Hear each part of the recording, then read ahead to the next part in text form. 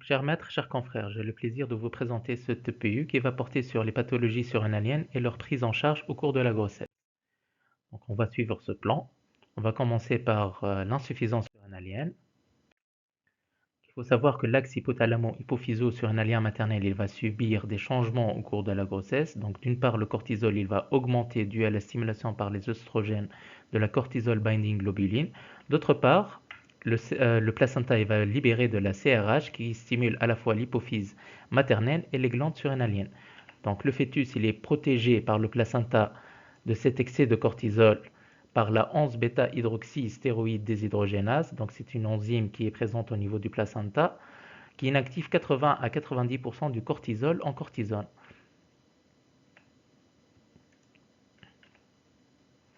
Avec un retour aux taux normaux à 3 mois postpartum du cortisol. Donc, les patientes en insuffisance surrénale, elles présentent une fertilité diminuée du fait de la baisse de la libido fréquemment retrouvée, mais aussi des nombreuses maladies auto-immunes associées. Donc, il existe un défaut de fonctionnement placentaire associé à l'insuffisance surrénalienne.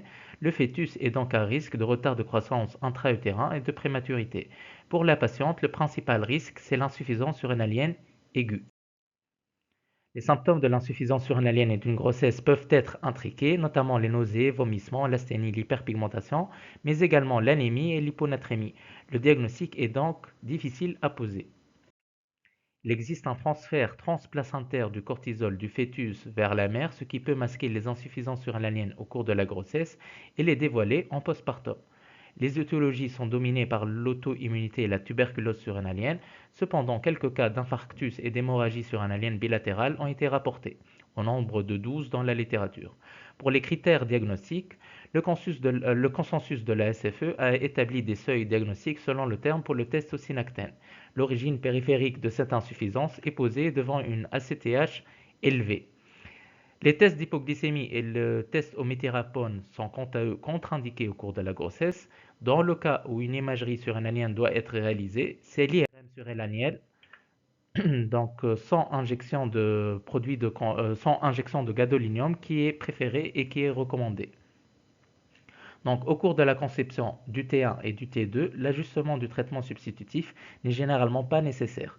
Au cours du troisième trimestre, une augmentation des doses de 30% peut être justifiée en cas de signe d'insuffisance surrénalienne. Il faut savoir que la progestérone exerce un effet antiminéralocorticoïde et par conséquent, les besoins en fludrocortisone peuvent augmenter au cours du troisième trimestre. À noter qu'en cas de prééclampsie, les minéralocorticoïdes doivent être arrêtés. Selon la voie d'accouchement, donc les directives actuelles de l'Endocrine Society suggèrent 50 mg d'hydrocortisone par voie intraveineuse pendant la deuxième phase du travail et 100 mg toutes les 6 à 8 heures pendant la césarienne. Le traitement par fludrocortisone sera quant à lui arrêté et repris 72 heures en postpartum. Si la patiente elle décompense en insuffisance surrénalienne au cours de la grossesse, il s'agit d'une urgence materno-fœtale.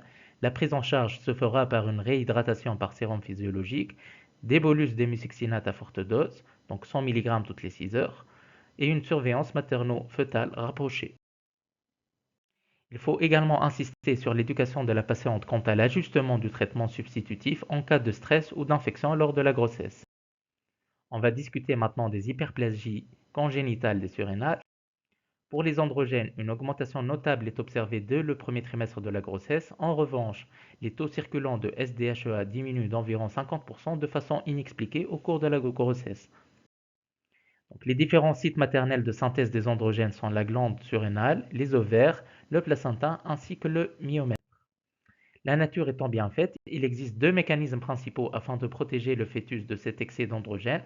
Donc une protection maternelle par augmentation de la sex hormone binding globulin circulante maternelle qui va inactiver les androgènes. De plus, la progestérone, elle va entrer en compétition pour la liaison au récepteur des androgènes. Elle présente également une affinité pour la 5-alpha réductase qui va inhiber la conversion de testostérone en DHT. Et une protection placentaire existe également par le complexe aromatase qui convertit les androgènes en œstradiol et en œstrone. Donc le déficit en 21 hydroxylase, donc c'est la forme la plus courante d'hyperplasie congénitale des surrénales, elle représente 95% des cas. Elle entraîne une absence de sécrétion de cortisol et d'aldostérone avec une accumulation de la 17-OHP et de progestérone. Une virilisation génitale peut être observée chez les nouveau-nés de sexe féminin en raison des taux élevés d'androgènes pendant les stades de développement sexuel, de la 9e à la 15e semaine de gestation. La concentration de la 17-OHP elle va augmenter tout au long de la grossesse. Le dosage de la 17-OHP n'est donc pas recommandé au cours de la grossesse. En cas de doute diagnostique, c'est le génotypage qui devra être réalisé et reporter les dosages hormonaux en postpartum. La fertilité moyenne, elle va varier de 40 à 91% selon le contrôle de la maladie et la forme clinique. Plusieurs études ont rapporté qu'un léger surtraitement des patientes atteintes d'hyperplasie congénitale dans la forme classique peut augmenter les chances de grossesse. Chez les patientes atteintes de forme non classique, infertiles ou aux antécédents de fausses couches, un traitement par de faibles doses d'hydrocortisone permet également d'améliorer la fertilité en améliorant l'hyperandrogénie. Le principal risque pour la mère, c'est l'insuffisance surrénalienne aiguë pour les formes classiques. Les doses en cas d'hyperplasie congénitale des surrénales sont généralement majorées à 15 mg par mètre carré, divisées en 3 prises. Les traitements substitutifs seront majorés seulement en fonction de la clinique et de l'ionogramme. Au cours de la conception et de la grossesse, il est déconseillé d'utiliser des glucocorticoïdes qui traversent le placenta, comme la dexaméthasone. Le conseil génétique préconceptionnel est obligatoire pour les patientes atteintes d'hyperplasie congénitale des surrénales ou pour les hétérozygotes porteurs de mutations sévères afin de les informer du risque de transmission à leur progéniture. Le fœtus, il peut être testé par prélèvement des villosités choriales de la 10e à la 13e semaine d'aménorrhée, par amniosynthèse à la 15e semaine d'aménorrhée, étant donné que la formation des organes génitaux, elle va commencer vers la 9e semaine d'aménorrhée, donc commencer une thérapie prénatale au-delà de cette période peut être trop tard pour prévenir d'éventuels DSD. Pour pallier à ce retard, l'analyse de l'ADN fœtal à partir du sang maternel se fait à la 6e semaine d'aménorrhée pour déterminer ou non la présence du chromosome Y. Le test génétique de la région SRY, elle se fait quant à elle dès la 4e semaine d'aménorrhée. Cependant, ces techniques sont encore coûteuses et souvent indisponibles. Donc, le traitement prénatal doit être initié, comme on l'a dit, avant la 9e semaine chez le fœtus de sexe féminin. Il n'existe pas d'études randomisées sur le traitement prénatal par dexaméthasone. Donc, la dexaméthasone, c'est le traitement de choix, car contrairement à l'hydrocortisone, elle n'est pas inactivée par les enzymes placentaires. Cependant, cette thérapie prénatale n'est pas dénuée de risques maternofœtaux. Donc, le traitement il doit être interrompu dès que possible si un fœtus mâle ou non affecté est identifié. Donc pour le dépistage de l'hyperplasie, il est réalisé par le dosage de la 17-OHP sur papier buvard à 3 jours de vie. Il faut savoir que la 17-OHP doit être interprétée en fonction du terme. Elle est majorée en cas de prématurité. Donc pour les nouveau-nés porteurs d'hyperplasie congénitale des surrénales, les doses des mucixénates d'hydrocortisone sont très élevées, pouvant atteindre les 100 mg par mètre carré les premières semaines de vie. Donc, puis, il faut réduire rapidement les doses lorsque les androgènes surrénaliens atteignent la plage cible. Donc pour le syndrome de Cushing, c'est 213 grossesses associées au syndrome de Cushing qui ont été rapportées dans la littérature. Les adénomes cortisoliques surrénaliens représentent 40% des cas. La maladie de Cushing, elle représente quant à elle un quart des cas. La fertilité chez ces patientes, elle est diminuée du fait de l'hypercorticisme qui va altérer la fonction gonadique. Plus de 50% des grossesses sont associées à des issues défavorables. Il faut donc, dès la phase de conception, informer la patiente des risques et arrêter les traitements tératogènes et n'autoriser la grossesse que si la maladie est contrôlée. Donc, les symptômes d'une grossesse et du syndrome de Cushing sont similaires. La prise de poids, les troubles de l'humeur, les vergitures, elles n'ont pas de valeur discriminante. C'est l'apparition de vergitures violacées, d'échymoses et les fractures pathologiques qui peuvent être utilisées comme signes discriminatoires. Pour les critères diagnostiques, donc le CLU il va augmenter physiologiquement de 2 à 3 fois au cours de la grossesse. On ne tiendra compte du CLU seulement pour des taux supérieurs à 4 fois la normale. Du fait de la proportion élevée de faux positifs pour les tests de freinage, ils ne sont pas recommandés lors de la grossesse. Le cycle de cortisol il est conservé lors d'une grossesse normale. La rupture du rythme circadien c'est un élément en faveur du syndrome de Cushing. Pour les tests salivaires, des seuils spécifiques à chaque trimestre ont été proposés. Donc pour le T1, c'est 7 nanomoles, pour le T2, 7,2 et pour le T3, c'est 7,9. Reste maintenant à identifier la source de cette hypersécrétion. La CTH, elle ne permet pas d'exclure de manière fiable une source surrénalienne. Près de 50% des patientes atteintes du syndrome de Cushing ACTH indépendant n'avaient pas d'ACTH supprimé. Donc les tests de suppression à la CRH, desmopressine et le test de freinage fort ne sont pas recommandés au cours de la grossesse. Il existe dans de très rares cas où ces tests, il existe de très rares rapports de cas où ces tests ont été utilisés au cours de la grossesse. Donc le cathétérisme du sinus pétreux inférieur n'est pas recommandé aussi pendant la grossesse, compte tenu du risque associé de thromboembolie veineuse et d'irradiation. L'imagerie, comme on l'a dit, elle se fait par IRM sans injection de gadolinium. Dès la conception, les différents traitements sont arrêtés. Donc le méthyrapone, c'est un inhibiteur de la 11-bêta-hydroxylase. C'est le traitement le plus utilisé pendant la grossesse. Donc il a permis le contrôle du syndrome de Cushing chez 76% des patientes. Donc les effets secondaires comprennent l'HTA secondaire à l'accumulation du DOC, l'hypocalémie et les œdèmes.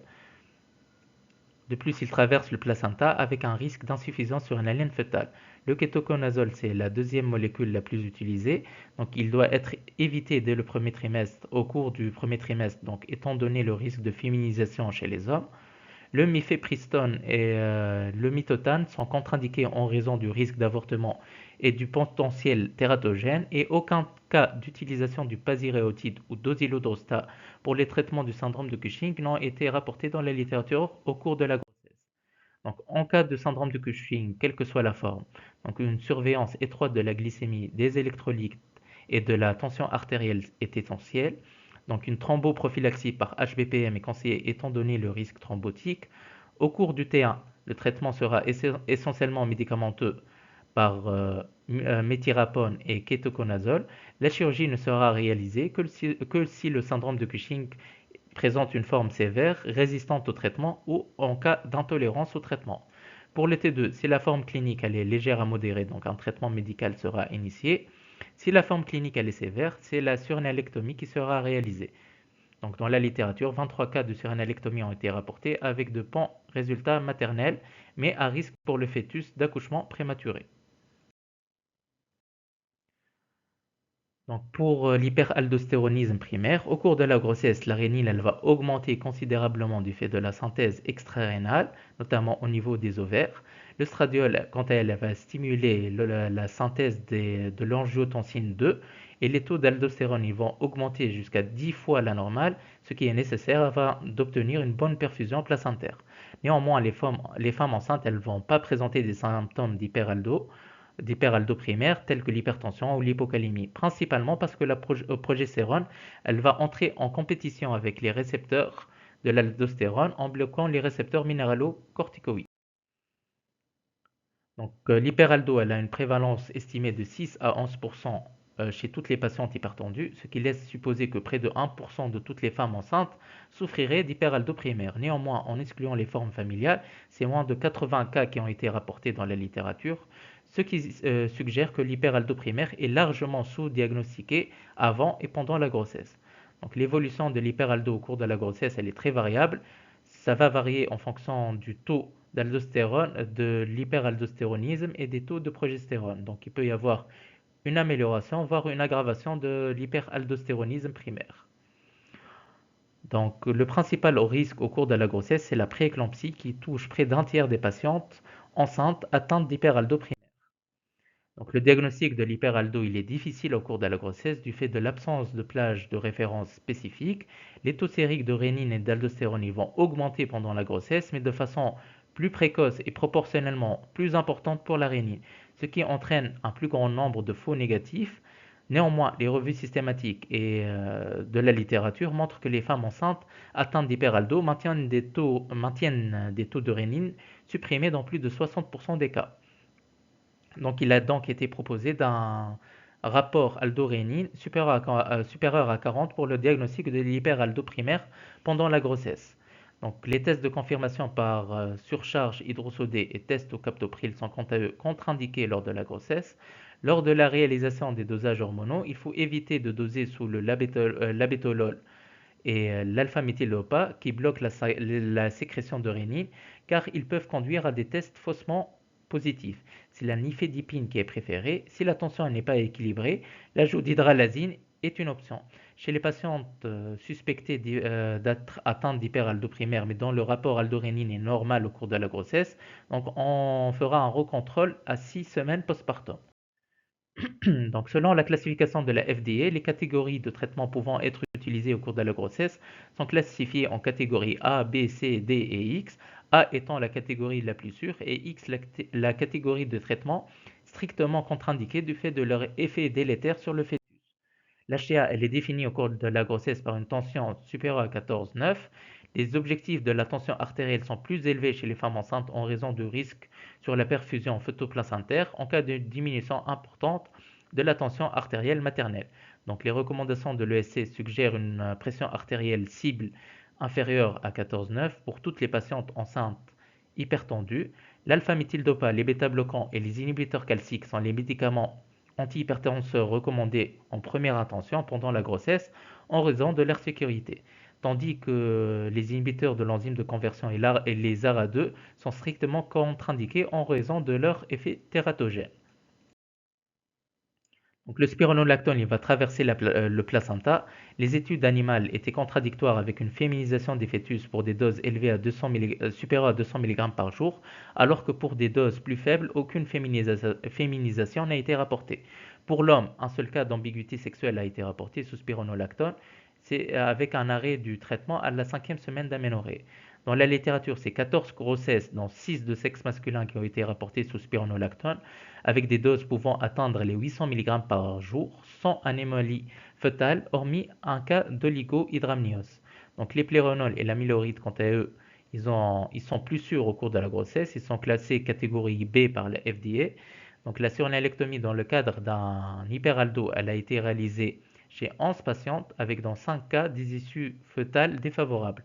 Pour l'allaitement, donc il y a un passage laiteux de l'ordre de 1% pour le spironolactone.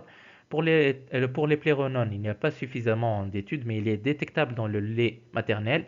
Cependant, l'allaitement reste conseillé sous épléronone en cas de nécessité. Donc pour la partie prise en charge, les antihypertenseurs usuels seront initiés en première intention, idéalement l'alpha-méthyldopa et l'abétolol. Si la tension n'est toujours pas équilibrée ou en cas d'hypocalémie sévère persistante, un traitement par anti-aldostérone sera initié, idéalement l'épléronone, qui est un médicament plus sélectif et a moins d'effet anti-androgène par rapport au spironolactone. Un diurétique épargneur potassique, l'amyloride sera initié en deuxième intention. Si la tension n'est toujours pas équilibrée en cas d'hypocalémie sévère persistante, une surrénalectomie sera réalisée en cas de masse surrénalienne unilatérale. Donc l'option la plus raisonnable est de pratiquer cette surrénalectomie au cours du deuxième trimestre en raison du risque plus faible de complications materno-fœtales. Donc pour la dernière partie, on va parler du phéochromocytome et des paragangliome. Chez les femmes enceintes, les catécholamines elles ne semblent pas s'écarter des seuils normaux avant la grossesse. Même en cas de prééclampsie, les taux plasmatiques ne sont que légèrement augmentés. Les enzymes placentaires elles vont empêcher en grande partie le passage des catécholamines vers le fœtus. Donc c'est près de 249 cas de phéochromocytome et paragangliome qui ont été rapportés dans la littérature, avec une proportion de 2 tiers pour les phéochromocytomes. Les paragangliomes, c'est seulement 88 cas. Donc le phéochromocytome était unilatéral dans les 2 tiers des cas et métastatique dans moins de 5% des cas. La majorité des grossesses ont été menées sans incident et à terme et accouchées par césarienne. Plusieurs symptômes sont communs à la grossesse et au phéochromocytome, les céphalées, l'anxiété et la palpitation. Donc, avec une élévation des chiffres tensionnels pouvant à tort faire poser le diagnostic d'une HCA gravidique ou de prééclampsie. Donc, c'est la présence de la triade de Ménard au moment des pics qui doit faire orienter le diagnostic. En cas de suspicion clinique importante, le diagnostic il sera confirmé par le dosage des dérivés méthoxylés sanguins et urinaires. Ils sont dans la majorité des cas franchement élevés à plus de 5 fois la normale. Donc, le diagnostic de localisation se fait par IRM abdominopelvienne sans injection de gadolinium. L'ASCENTI ou MIBG et le PET scan sont quant à eux contre-indiqués au cours de la grossesse, mais seront reportés en postpartum en cas d'atteinte bilatérale, multifocale ou métastatique. Donc, l'étude génétique, elle devra également être réalisée. 66% des patientes enceintes présentaient une mutation génétique, donc la mutation RET oncogène était la plus fréquente. Pour les traitements, donc la phénoxybenzamine traverse le placenta et peut être responsable d'hypotension fœtale et de détresse respiratoire, donc il faut une surveillance accrue les 3 premiers jours. La doxazosine, quand elle n'a pas été associée à des effets indésirables, et l'allaitement est autorisé pour les deux alpha-bloquants. Donc la première étape de la prise en charge, c'est le blocage adrénergique par phénoxybenzamine ou doxazosine. La phénoxybenzamine, elle est préférée pour les patients présentant des tumeurs plus volumineuses et pour des taux de catécholamine plus élevés. Donc les bêta-bloquants, ils peuvent être ajoutés pour contrôle de la tachycardie après au moins une semaine d'alpha-blocage. Et l'ajout d'inhibiteurs calciques peut également être nécessaire dans certains cas pour contrôler l'hypertension artérielle. Si la chirurgie elle est indiquée, elle sera réalisée idéalement au cours du deuxième trimestre. Dans les revues systématiques, plus de 2 tiers des cas ont subi une résection après la grossesse. Il n'y avait pas de différence dans les résultats maternofœtaux en cas de chirurgie per et postpartum. Dans l'ensemble, il est généralement conseillé que le moment de la résection chirurgicale doit être discuté au cas par cas. Pour la voie d'accouchement, plus de 2 tiers des grossesses associées à un phéochromocytome ou paragangliome ont eu lieu par césarienne. Donc l'accouchement par voie vaginale, il est possible avec un bon alpha-blocage, sous réserve d'une péridurale prudente pour minimiser le risque de stimulation tumorale secondaire à une augmentation de la pression intra-abdominale pendant la poussée maternelle. Donc la césarienne, elle est cependant toujours préférée pour les femmes présentant des tumeurs plus grosses. Pour conclure, l'association de pathologies surrénaliennes au cours une grossesse sont des situations rares. Il est difficile d'interpréter l'hormonologie au cours de la grossesse du fait des modifications physiologiques. Ces pathologies sont associées à des risques maternofœtaux importants. Il y a peu de données du fait de la rareté de ces situations sur les risques tératogènes de ces traitements au cours de la grossesse. Donc la prise en charge, elle doit être toujours discutée dans un staff multidisciplinaire avec une réévaluation en postpartum qui est obligatoire.